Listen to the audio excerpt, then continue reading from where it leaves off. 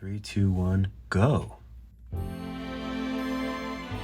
Alright, what's up guys? So this is a character that I just made for my new Skillshare tutorial, but I want to show you how I make eyes.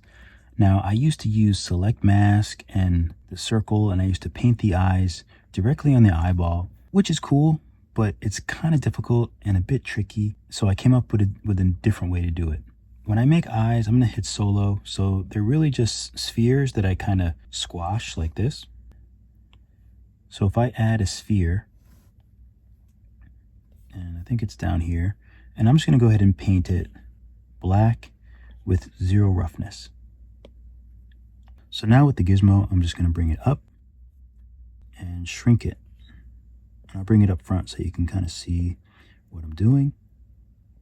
So I move it over to one part of the eye, and you can kind of see what I'm getting at already. So there you go. The only problem is when you have eyes like this, they sort of stick out a little bit too much. So what I like to do is I'll bring it forward again. I like to squash it, and then I'll bring it back to the eye.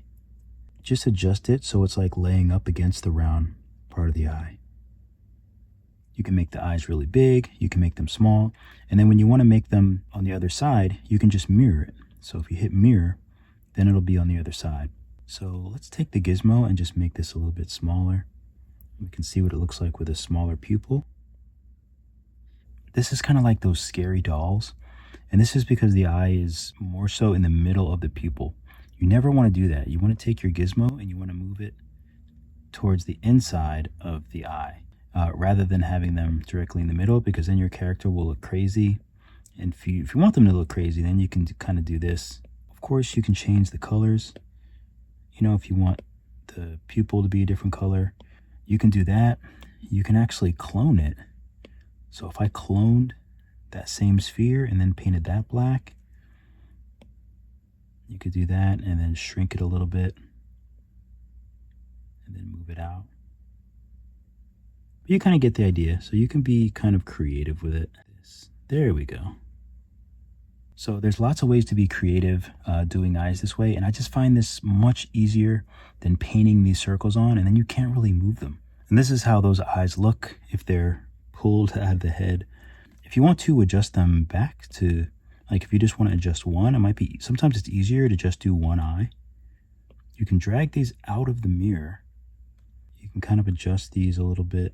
So I probably do it something like that. And you can also do this. You can go to the outer eye. Let's just validate it. Let's validate this as well.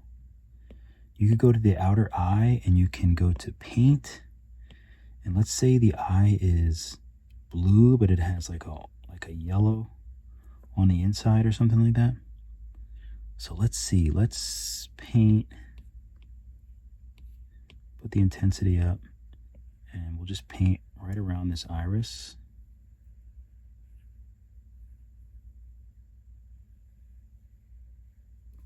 And then we'll use the smooth with 0 intensity, or I like to call it smoothie poo. And let's smooth that out here. So as you can see, there's lots of creative things you can do with the eyes, and it's just really easy to just maneuver them this way. So now I'm going to select both. I'll put them both back into the head. And then once I'm happy with it, once I'm happy with the color, then I can really just join these and then just drag them back into the mirror. And then you have both eyes. So quick and dirty. All right, keep drawing, keep sculpting. I'll see you all in the next video. Make sure to check out this Skillshare class coming soon. We're gonna make this whole thing an absolute beginner class, so you don't have to have any art background, any 3D background, any iPad background. It's for complete beginners, because these days anyone can learn 3D, and I just enjoy showing you everything I know. All right, see you all in the next one. Thank you so much for watching the video. Be sure to like and subscribe. It really helps me out, really helps my channel out. Definitely check out my Skillshare classes. I have 2D classes in Procreate and 3D classes in Nomad Sculpt. Keep drawing, keep sculpting, and I'll see you all in the next video.